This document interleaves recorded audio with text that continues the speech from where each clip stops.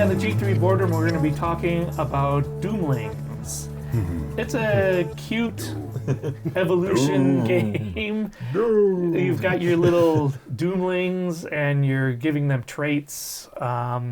Anything from telekinesis to being selfish to echolocation to being adorable. And as you're playing these traits in front of you, you're adding up points.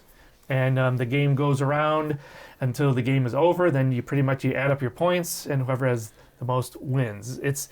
There's a lot of, I can steal someone else's card. There's a lot of, well, this card is only worth 1, but if I play a whole bunch of other purple cards with it, then it becomes worth, more. There's also, as you go along, flipping these age cards, there's catastrophes that are strategically shuffled into the deck, and then when a catastrophe comes out, bad things happen. Yeah, mostly. That's a pretty good synopsis of the game, but it's straight up card game. There's no other pieces on the card, so a real quick word on the quality of the cards. The cards are nice. They're good enough.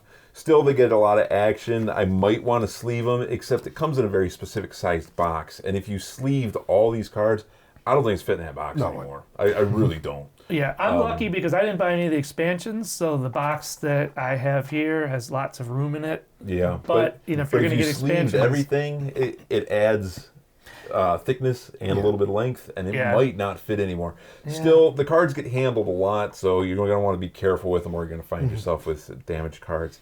I like that there's a good variety in the ages. You only use 9 age cards and 3 catastrophes, and there's a whole bunch of extra in the box, so you don't have to see the same things.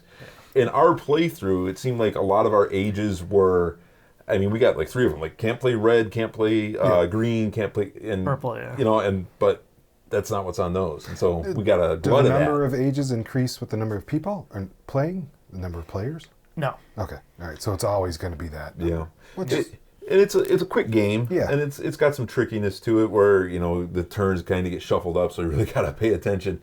And that is actually my one severe dislike about the game, and it's a minor thing, which is a severe turn order. Minor, severe. Severe but minor. It's a big complaint from me, but it's a minor issue, and that's changing the turn order in games is normally a bad idea. Yeah. Reverse. Because someone feels like they missed a turn. Yeah. It always doesn't seem to go right. And what happened, for ours anyway, is we had a reverse turn order. So Bob got 2 turns in a row. And it's fine. It's fair. It's just confusing. Yeah, and I'm easily confused. You watch the channel. Other than that, there's a bit of gotcha in this. I felt I was victim of because I played a cool card. Bob stole it from me. I managed to get it back. Jay stole it from me. And it was just like that. I didn't even get to enjoy the card. And so it's like, okay, it is what it is. But there's a bit of gotcha. You can plant some stuff in other people's trait piles to damage them. Like I played a card on Jay because our last thing was whoever has the most things gets -5 points. So I played a card on Jay, which was already a -1. And then caused you to get a -5. Yeah. So that I don't think your score would have been good enough to finish any higher than 3rd anyway. I finished with 16. You would have finished ahead of me. Yeah, he had 20 and Bob had 16. So I would have had, 21. So even that was relatively close, but I was only relatively close to you guys because I had this card, which is worth 17 points. But minus 1 for each thing, but still, it was worth 9 points at the end of the game. But there was enough gotcha that, like I said, my card was stolen several times. Bob knocked 6 points out of me. 2 turns in a row, 3 points.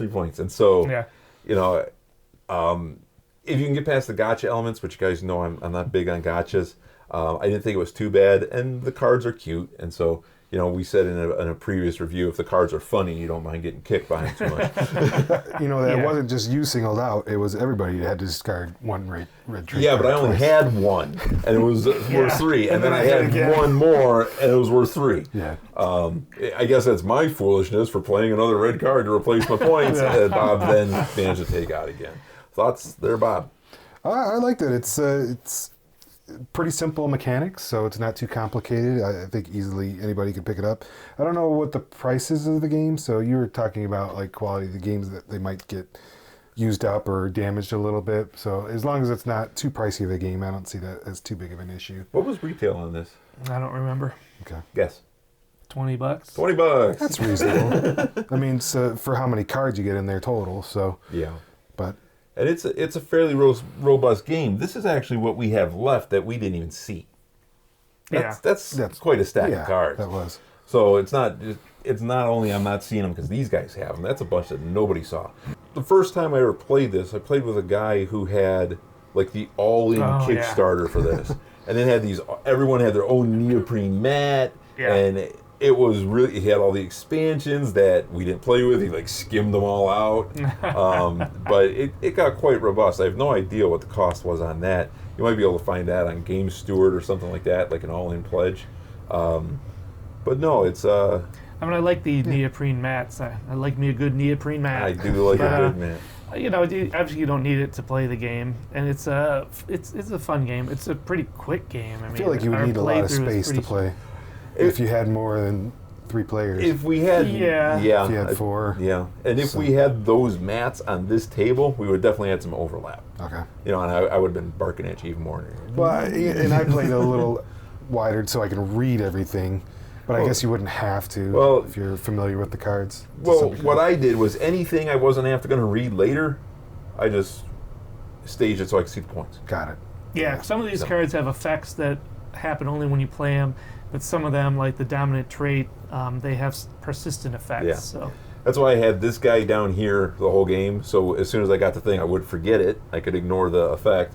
Then I put him up here. I pulled him down because he had the scores. Yep, I put the 2 dominant aside because I knew those couldn't be taken. From you. Yeah. You know, it's just a matter of economizing your space. But yeah, with 4 people, this would take up quite a table. Yeah, my only qualm with this game is that in the times that I've played it, the scores have been pretty disparate. You know, it doesn't seem like the kind of game where anyone can win. There's not a lot of close. Maybe we play. Other times I play with more than just 3, but even then it seems pretty wide. There's big gaps. Yeah, pretty big gaps. You can't really tell who's ahead when you're in the thick of it. So I guess that's good. You know, nothing's worse than you see your way behind, and you're just languishing there. You can do. Yeah. Right. So I don't know. I guess that's not really a complaint because you don't see it until the very end. So. Yeah. It is very luck of the draw. Yeah. If you don't got the cards, you don't got the cards. But you still have to play them right, too. Yeah. So. You know, I had my stuff was relatively low value, but then again, my big value cards got knocked out of me.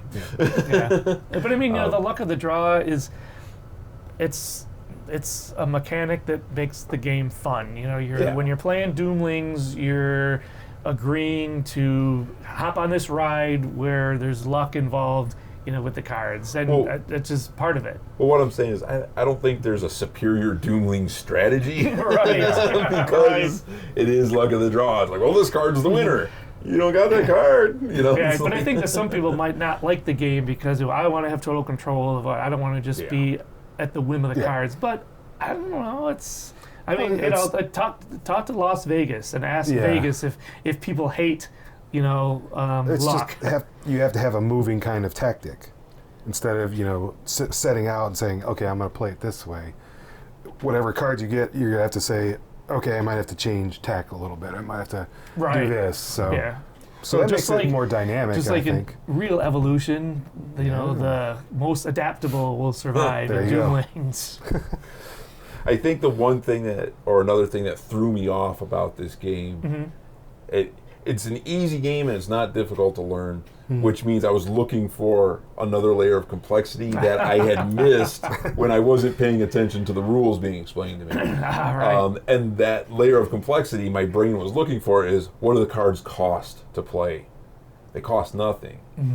So I kept thinking, I need some sort of resource in order to play this. There was 1 or 2 cards in here that is like you can only play it if you already have like 2 or 3 greens or whatever.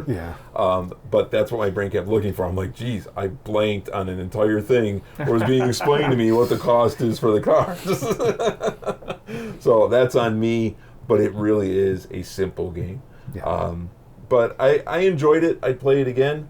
I played it differently. I wouldn't play with Bob, so he couldn't steal my stuff. You know, Yeah. The number of players for this game, Looked like I think it's 4. 2 to 6. 2 to 6. Yeah, 2 to that's 6. reasonable. If you had 6, you would definitely cook that whole deck. Yeah. And the scoring is going to be different, but it's going to scale.